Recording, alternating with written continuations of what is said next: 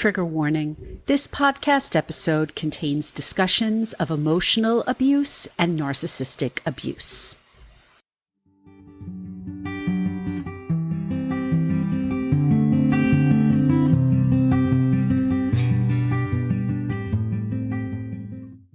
Hello, everyone, and welcome back to Emotional Abuse is Real.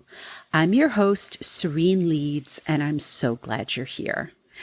I'm recording this on a very gloomy and rainy day here in New York. So, in a weird way, this weather is setting the perfect mood for this podcast. I've got my honey lavender tea. My sister just took my daughter out for a little errand so I can record this in peace. And I've got a fantastic episode coming up for you.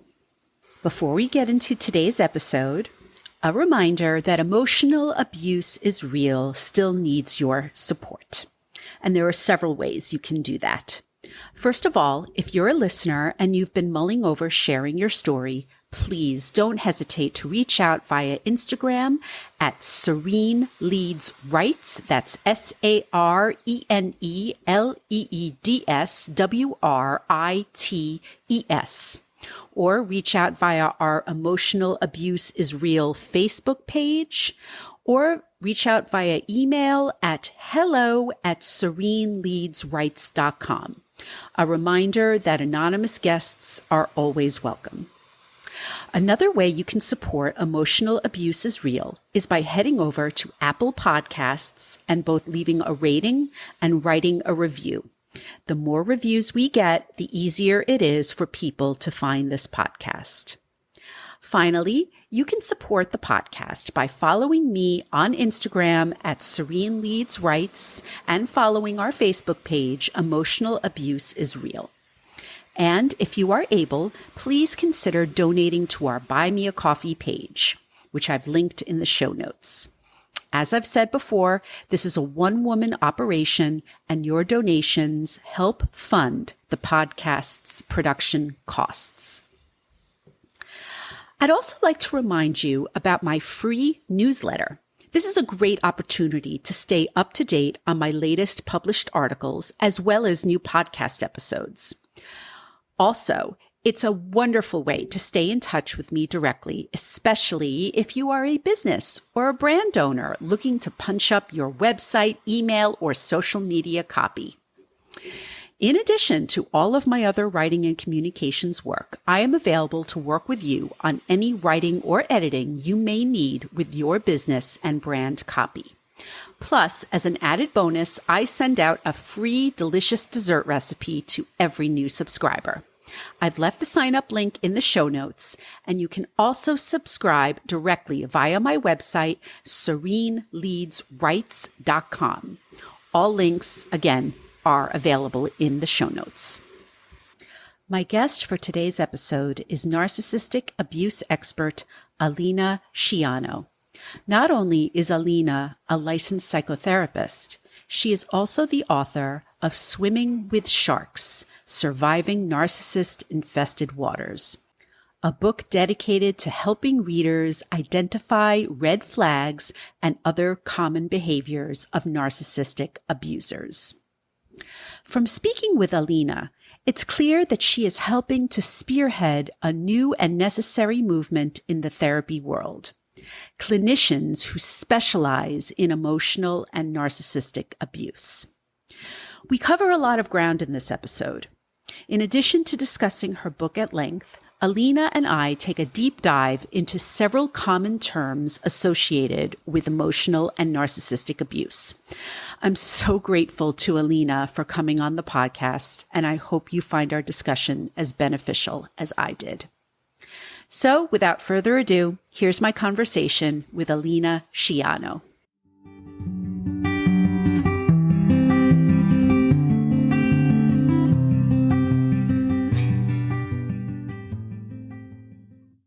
Hi, Serene. It's a pleasure to be here. Thank you for inviting me. My name is Alena Scigliano, and I am a licensed psychotherapist, an author, and a media consultant, and my expertise is in narcissistic abuse. Excellent. I am so happy to have you on the podcast because you are a psychotherapist who actually specializes in narcissistic abuse, and we need more people like you out there. So, how did narcissistic abuse become your professional focus? Well, I usually share that it was kind of just breadcrumbs, that happened throughout the course of my career. It kind of started while I was in grad school, and I was simultaneously in counseling. I actually started counseling well before grad school started. And the concept was introduced to me by my counselor. Then I happened to have a professor who also specialized in narcissism and narcissistic abuse and wrote numerous books on it. And then when I was in my residency, I remember my very first patient out of grad school. We ended up over time realizing that she was in a relationship with a narcissist or had just recently gotten out of a relationship with a narcissist. So that was the unintentional beginning of this career path. And it just I had one patient after another, sprinkled throughout until I realized, okay, I guess this is what I'm supposed to be focusing on. And I'd had numerous other focuses in the meantime, including like couples therapy, adult ADHD in women, and things like that. But once I realized how important the specialty is and how few therapists actually understand it, and especially back then, back Sure. years ago, when no one was talking about it, I realized, okay, I guess this is going to be my one and only specialty, and so that's where the expertise was born. Until eventually, I was just. It was just heartbreaking to over and over have to turn people away because I didn't have enough time balancing with, personal life, family, kids, and Sure. and all, and the stories that I would hear and the desperation for help and not being able to send them to someone else I knew could really help them with this specific issue. And so my husband inspired me to write a book, and that was a little over 3 years ago. And so that has finally come out 2 weeks ago, Yes. actually today, which is very exciting. And it took a while to come up with the title, but that's Swimming with Sharks, Surviving Narcissist-Infested Waters. So, but we can, talk a little bit more about that later. Yes, that's a perfect jumping off point for my next question, which is to talk to you about your book, Swimming with Sharks, Surviving Narcissist-Infested Waters. I love the title, and I will always remember this book because it dropped on my daughter's birthday. I remember. Oh, that's right. You told me that. Yeah. So I did that intentionally, so yes, you would remember it. I'm sure you did. I have no doubt that you did, and thank you so much. So I will always remember it, and I will always remember its published date because it's a very special date. So the typical opening question: what inspired you to write this book? Well, I think kind of what I kind of just already went through that, I guess, Yeah. just the fact that I had so many patients and, I had patients that I was seeing who were finding growth and strength and healing from it. And if not being able to move on from the narcissist, they were at least surviving and getting to a place of as close to thriving as they could while still being stuck within the relationship. And I wanted to be able to help others beyond the ones I could see individually. And that was really what inspired it. That's wonderful. So, what will people learn by reading this book? Oh my goodness, so many things. And one reason why I'm so excited about it is because there are so many parts of this book that aren't found elsewhere. So Yeah. I was very intentional, and to be a little vulnerable, like to share, to avoid a little bit of creeping in of imposter syndrome. I needed to make sure that what I was putting in the book was only coming from my mind and was not, so it's not an academic book. It's not a research-based book. The research was done on the back end, let's say, when I was, training myself, and then the rest of it has just been experience. So what was important for me was to know that it came out of my mind and what I was sharing was my own and not me just regurgitating what other people are saying out in the world. Yeah. And so therefore, that means it's very unique and has a lot of inspiring messages and a lot of things that have just kind of come to me throughout therapy. I'll be in a session with someone and all of a sudden, based on what's going on in the session or what they're saying they need, there's just this inspiring message that kind of comes up that then I share with them, and it ends up being incredibly healing. And so at some point I started keeping track of those things, things like analogies and metaphors and just overall healing messages. And the other thing that's really unique about the book is that, and I alluded to this when I was talking about, my patients staying in their relationships, is there are so many people out there who push and push and push for no contact, who push for people to leave the narcissist. And while ultimately not having a narcissist in our life, is going to be the healthiest thing, what I've learned from my clinical experience is that that's not realistic, and that many, many people have to stay in their relationship, whether that is because they're financially dependent on the person, and that could be a parent or a partner or a boss, or whether it is because they have children and they don't want to split up their family, or they know that splitting up the family would be more detrimental to the children because they wouldn't be able to have full custody. And so that could be more harmful. But there are just so many people that it's not realistic to leave. And so one of the important aspects of the book is that I validate that.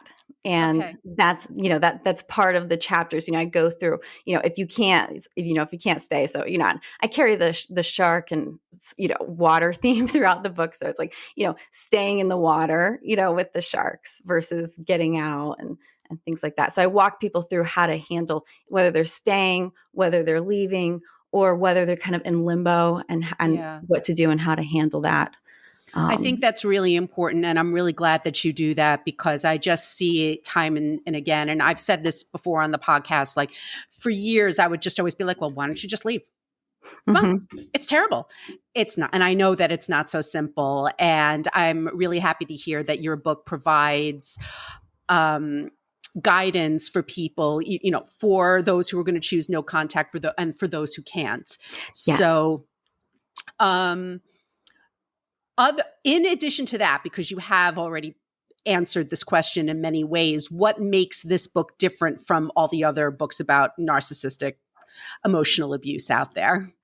Well, one of the questions I get asked most about, whether that's within therapy or, outside of my personal life or online, on Instagram and all, is, what are the red flags? How do I make sure I don't end up with another narcissist? Or how can I tell, if someone is, I work with, I'm having issues with, how can I tell if they're a narcissist? And so the end of the book has what I coined the shark detector. So it's basically, a curated list of red flags that I kept track of over the years, and asking patients, looking back on the beginning of the relationship, what can you see now as a red flag that back then you didn't see as a red flag? And so this, the shark detector has a list of the ones I've accumulated thus far. So I'm sure it will continue to grow. Yes. And then that's wonderful. Yeah. And then I tend to forget, but I actually also published a companion, what I call a growth book, because I'm not crazy about the term workbook, because most of us don't like the idea of work. So it's called the Swimming with Sharks growth book. And that has the shark detector at the end, but a little bit extra, like that one's expanded. So. Okay. No, that's wonderful, because I find myself always asking on this podcast, what are the red flags people should look for? So, and you've got it right there in your book. Fantastic. Wonderful. So, another area I really was looking forward to talking to you about was, you are a licensed clinician and narcissist expert. There are so many terms that get tossed around so often whenever emotional and narcissistic abuse is discussed. And I would love to get your expert explanation of what some of these terms are, because I think that sometimes when people listen to the podcast, we may throw these terms around and they don't know what that is. Like, to give an example, not in emotional abuse, but I was listening to some videos from fellow ADHD moms, and they kept talking about how their kid was masking.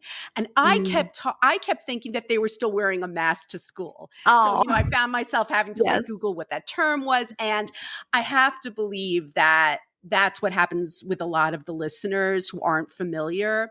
Oh, So, absolutely. yeah. That's happened to me where years ago when patients would come in, they're like talking about gaslighting. I'm like, what is this gaslighting thing that they're talking about? Because it wasn't something that was ever brought up in grad school or anywhere else. And Exactly. I Yeah. wasn't big on social media at the time, so it so now I know what it is, of course, Well, but let's kick it but off. I know what you You know what? mean. But let's kick it off. Even though you and I know what it means, let's kick it off with what is gaslighting.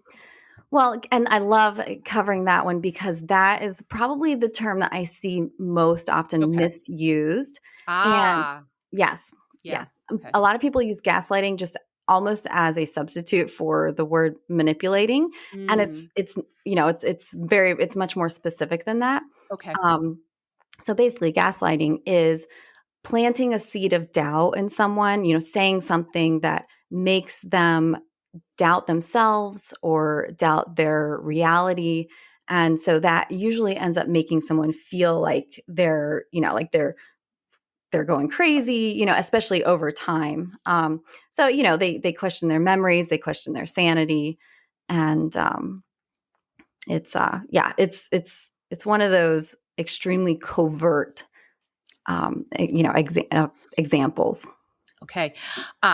And what is the difference between overt and covert narcissism? Oh, that's a great question.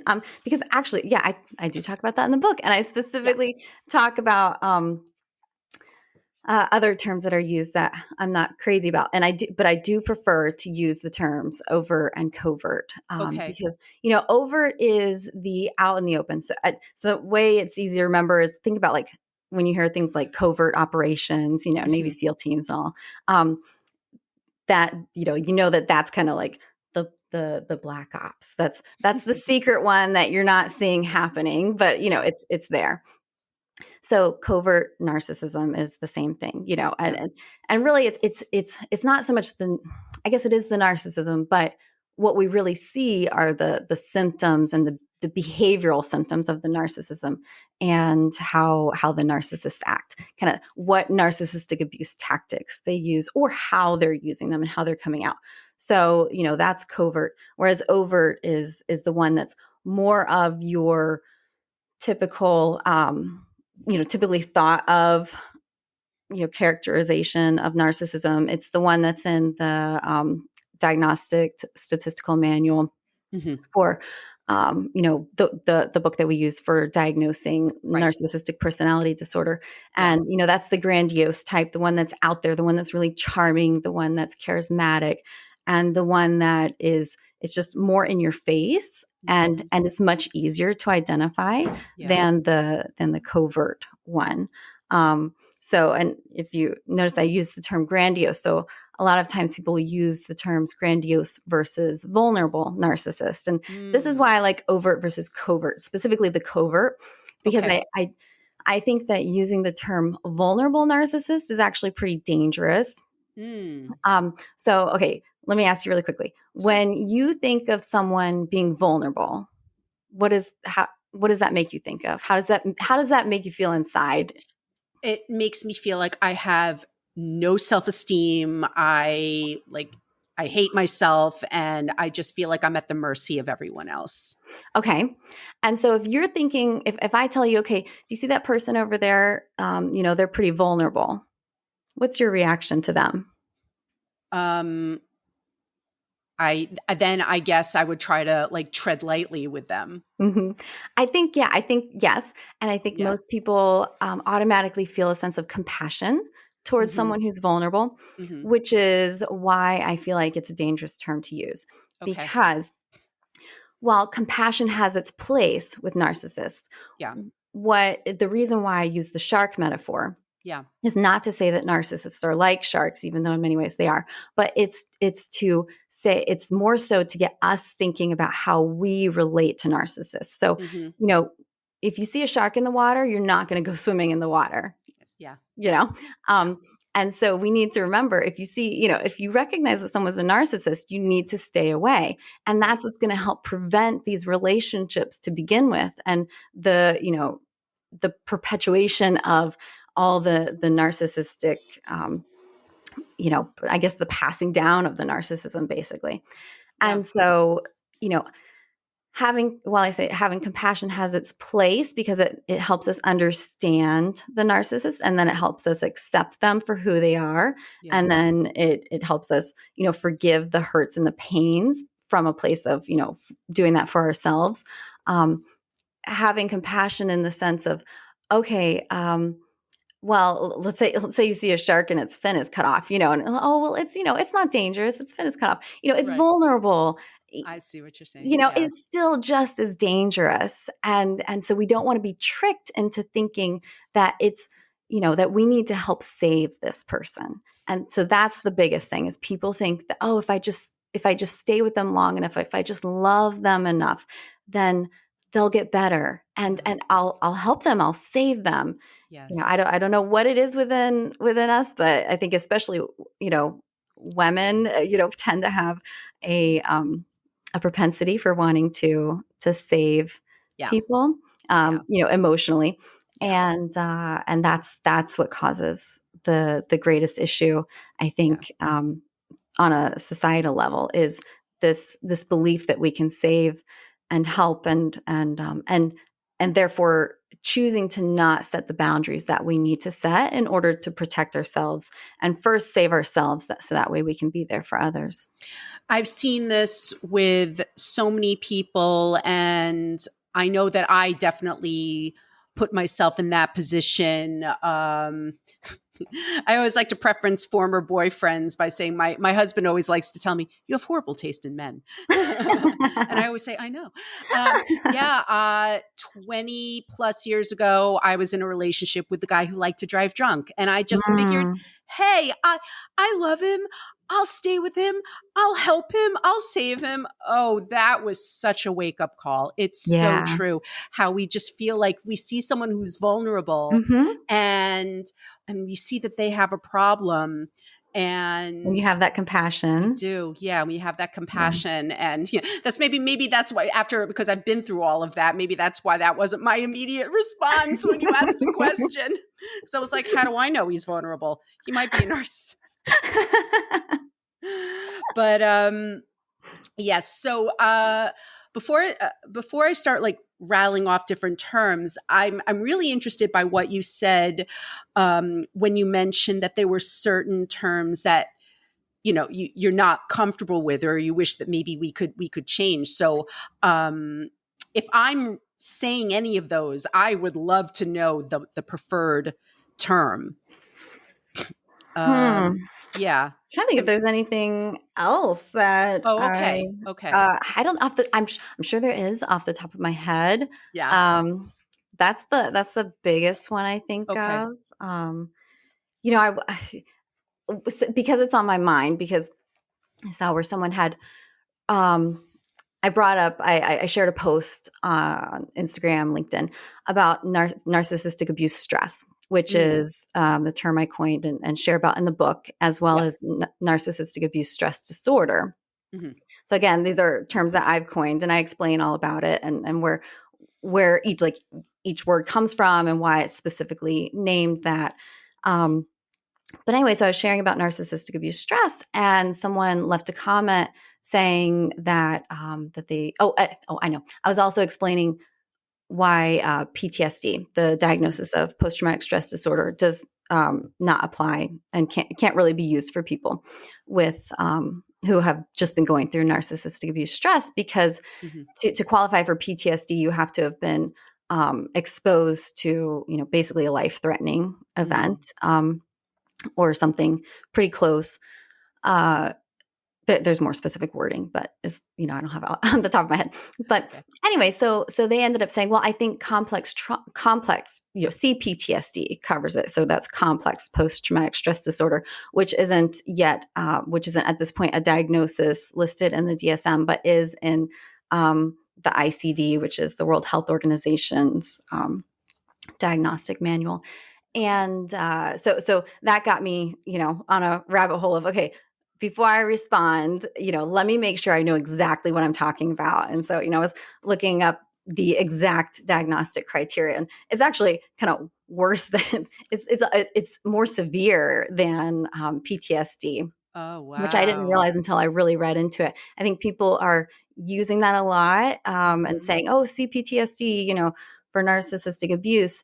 But it really, it is. I want to look up and see what I said. It's very Okay. much not. So what the it what it says is that it's the result of an event that of an extremely threatening or horrific nature Mm, in which escape is impossible or dangerous. mm, And then it gives the examples of escape is difficult or impossible. It gives the examples of torture, slavery, mm, genocide campaigns, yeah. prolonged domestic violence, repeated childhood sexual or physical abuse.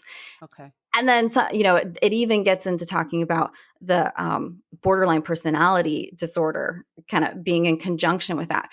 So, and there are various other things that, suggest anyone go take a look at it in more depth. But, seeing how severe that actually is, Mm-hmm. um, I think that, again, that's a dangerous thing to try to apply to victims of narcissistic abuse.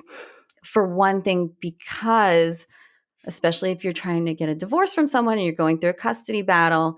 And then, if someone has a diagnosis and then those records are subpoenaed, narcissists and their lawyers do any number of insane and extremely damaging Yeah. things in the court, and they are great at manipulating the court, great at manipulating the judges, and we don't have the infrastructure and understanding within the legal system to kind of combat that. And so slapping that onto someone who's a victim, or I like to use the term survivor victim, Yeah. is pretty dangerous, because you could, they can twist that around to say, oh no, you can't have custody. It's, what this area of narcissistic abuse, it's true. There is not enough support out there. I did have an emotional abuse coach on my podcast who recently was certified in high conflict divorce coaching.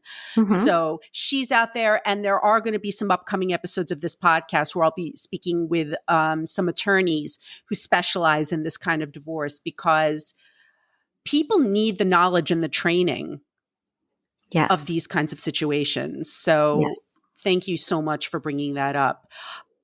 So the only other two terms I wanted to ask you about were, what is love bombing and what is triangulation? Because I think that those two are very important. Yes. Excuse me. So Sorry. love bombing is definitely a commonly used one, and I think Mm-hmm. it's pretty simple, and it's pretty Yeah. self-explanatory, basically, from the name, unlike gaslighting. Right. um, and it's basically when the narcissist is trying to influence you, or manipulate you into doing what they want, whether Yeah. that's staying with you or getting you to do something that you otherwise may be saying no to, by showering you with over the top gifts, praise, accolades, attention, affection. um, Yeah. Basically, it's another manipulation tactic. Yeah. And then triangulation is when there's a conflict. Usually it's when there's a conflict between the narcissist and someone else, and as a means to manipulate that someone else, they pull a third party into the Mm. conflict. And so that's something that you see a lot of times within families, whether that's a one of the parents is a narcissist, they're having a conflict with the other parent and they bring the kid into it, Mm-hmm. or they're having a conflict with one of the kids and bring a sibling into it. That's something that's seen in workplaces. I mean, pretty much anywhere you go, that's happening, and a lot of times people don't realize that that's what's happening, and even like non-narcissists will do it, without realizing that that's what's happening. But it is a manipulation tactic, to influence someone to do something that you want them to do. Awesome. Thank you. Well, as I like to ask pretty much everyone on this podcast, why is it so important to talk about emotional and narcissistic abuse? Well, because it's everywhere. Mm-hmm. And people don't realize that. Yeah. And they don't know, they don't know how to recognize it. They don't know that they even need to be recognizing it. Mm-hmm. And I think that I believe that pathological narcissism is very much the source of most, if not all, major, conflict, even minor conflict within the world, within society, within human nature. Pathological narcissism is very detrimental, and if we could increase our understanding and awareness of it, then we can identify it, and then we can set the boundaries that we need to set to say no. Yeah. And that boundaries are survival 101. That's how we start putting a stop to the pathological narcissism and narcissistic abuse, and how we, I believe, really start finding more peace within the world. Yeah. Well, in addition to boundaries, because I absolutely agree that that's an incredibly important first step. So I know for a fact that I have listeners who aren't quite ready to reach out for help, but they know that there's a problem in their relationship and that they are the victims of emotional and or narcissistic abuse. What advice would you give these people? Who aren't ready to yeah. Did you say who aren't ready to make a change, or who aren't ready to reach out? But I would say in both cases, because I have heard from some people who are just in those early stages of realizing that something isn't right in their relationship. Mm-hmm. And they just say that my podcast has been helpful, but yeah. I mean, I think the biggest thing is educating yourself. Okay. Gaining knowledge. One of the parts of the book is that, I have the 7 stages of soul mending, and, gaining knowledge is one of those 7 stages, because, with knowledge comes power, and, a feeling of being able to take control over one's life and make healthy choices. Mm-hmm. And to make those healthy choices, you need to know what those healthy choices are and what the unhealthy choices are, and choose which way you want to go. So definitely increasing your knowledge, educating yourself. And, of course, I'll shamelessly plug my book again. Please do. Because it addresses all this. This is why I wrote it, Yes. So go buy Swimming with Sharks, Surviving Narcissist-Infested Waters. I think that's a great first resource, to start with, and gain, that understanding. And it's, it's not overwhelming. It's an easy read. It's not dense. I have lots of colors and pictures in it. So specifically, so it doesn't feel like it's so much, So it doesn't feel like a textbook. Yeah. So it doesn't feel like a textbook, and it doesn't feel daunting. It lightens up something that is otherwise very heavy. Yes. Yes. But, and if not that, then educate yourself in some other way. Yes. But definitely gain the knowledge. I think that's the first step. Where can listeners buy your book? Well, on Amazon, of course. Of course. Yeah. Just making sure. Just wanted to know. And if I didn't know if you had any other preferred outlets. No, that's pretty much. I mean, it's like on Barnes and Noble too, but Sure. Amazon is great. The more purchases on Amazon, I guess the better in terms of the the sales. Absolutely. Purchase the book Yes. and write those reviews. Yes, please. Thank you. Yes, it's been like number one and top release, new release in divorce and self-help abuse already, which is Excellent. exciting. So Congratulations. thank you. You're Thank you. welcome. And how can people connect with you? Social media, website? Yes. So you can connect with me. Website, social media. So my handle on Instagram, which is probably the main place that I put things out, is at Alena, ALENA .Scigliano, SCIGLIANO. Okay. If you want something that's quicker and easier to remember, you can go to swimmingwithsharksbook.com and that'll take you to my website and you can find links to anything else there. I will provide links to your Instagram and to your website in the show notes. You're welcome. Alena, this has been such a pleasure. Thank you so much for coming on the podcast and chatting with me. Thank you, Serene. I've really enjoyed it.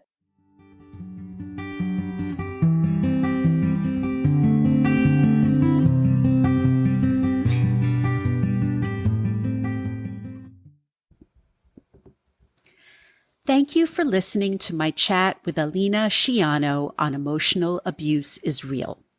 If you would like to connect with Alena and purchase her book, Swimming with Sharks, Surviving Narcissist-Infested Waters, I've left links to her website and social media in the show notes. If you would like to share your own emotional abuse story here on the podcast, please don't hesitate to reach out at hello@sereneleadsrights.com, via our Facebook page, Emotional Abuse is Real, or through Instagram at Serene Leads Rights. Please note that this podcast should not be used as a substitute for professional mental health services.